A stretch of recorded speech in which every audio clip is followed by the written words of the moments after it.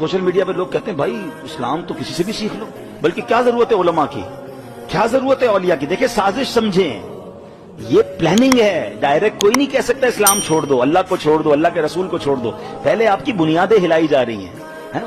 उलमा की क्या जरूरत है, किताबों की क्या जरूरत है, औलिया की क्या जरूरत है, मादअल्लाह साहबा की क्या जरूरत है। डायरेक्ट कुरान पढ़ लो, डायरेक्ट हदीस पढ़ लो, डायरेक्ट सीख लो।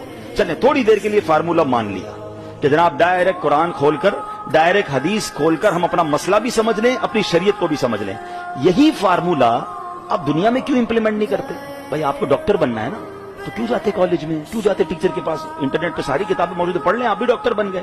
और घर में आप कोई बीमार हो, आपको लगे यार बच्चे को चोट लग गई है और टांके लगाने हैं, तो इंटरनेट पर तो ट्यूटोरियल मौजूद है ना, हाउ टू स्टिच, लिखिए, लिखा हुआ आ जाएगा डॉक्टर कैसे टांके लगाते हैं। आप भी निकालिए सुई धागा, बच्चे के टांके लगा लीजिए।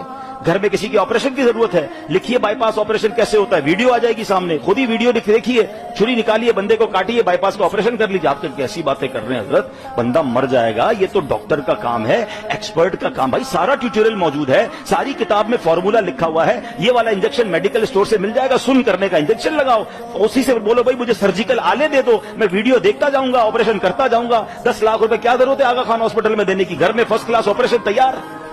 नहीं हजरत, आप लगता है आपकी तबीयत खराब है, ये तो एक्सपर्ट डॉक्टर का काम है। किताबें और हैं, वीडियो और है, तजर्बा और है, उसकी जनाब रिसर्च और है। वाह भाई वाह, तुम्हारा बदन कीमती या मेरा ईमान कीमती है? तुम्हारे बदन को कोई बगैर डॉक्टर हाथ ना लगाए, और मेरे दीन मेरे ईमान पर बंदा के क्या जरूरत है उलमा की?